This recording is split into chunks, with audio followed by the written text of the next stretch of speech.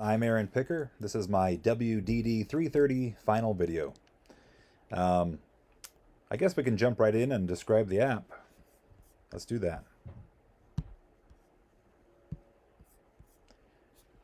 It's the last you'll see of me. Thank goodness, huh? All right. So this is my app, an earthquake map that takes a location from a user, either through text entry or through clicking the map.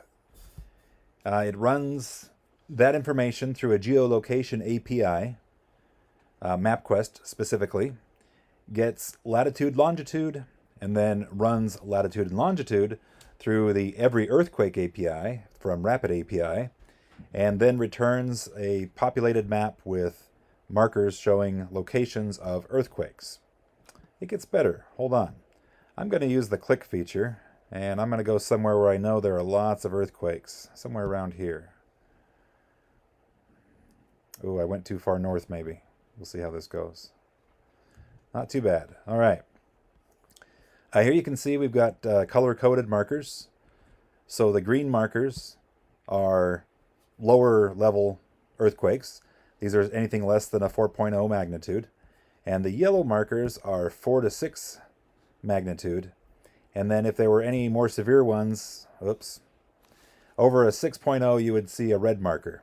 Now there's a limitation of this with the click screen, is if you click on the screen anywhere, it goes ahead and starts searching again. Something I never figured out how to overcome. So there it is. Let's see. The CSS that I used here, as you can see, pretty much everything on here has CSS. From the title, the earthquake map, the input bar, even the little caption under the input that says enter a location or click on the map, that used CSS just to position it. I've got a border around the map container. I've got these custom markers, custom pop-ups. I think I showed you those. They've got location, date, time, magnitude, depth, and they contain a link that goes to the USGS website for that specific earthquake. So you can learn more if you like. As far as local storage goes, as you can see here, that drop down is from local storage, and it filters to whatever's in the box. So if I clear the box, there's everything I've searched for on this website. So that's my local storage. That's all I used local storage for, but it allows you to go back and search for, say, Utah. We'll hit the go button this time instead of... you can also hit the return button. I have that set up. So there's 3 different event listeners on here. The return button, clicking the go button, and of course clicking directly on the map. Problems I encountered. Sometimes I wouldn't get results. I'm only searching within 100 miles initially. And so what I did is I changed my call to the API such that it would call it again and again with a wider radius until I got results back. That also created another problem. There you see a red marker. That also created another problem where I would do too many inquiries in the 1 minute, and I would get an error back for that.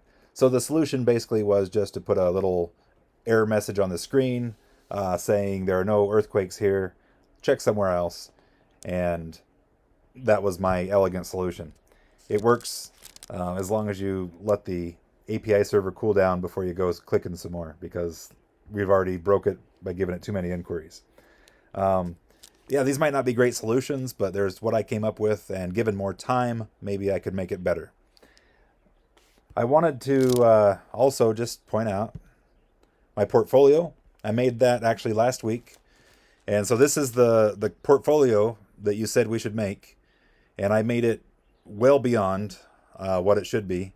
And I want to actually use it for potential employers. So I applied all of the same techniques of dynamically populating all these fields through a local JSON file and CSS and all the works here. So each one of these is a link. This goes to the earthquake map. This goes to match heads.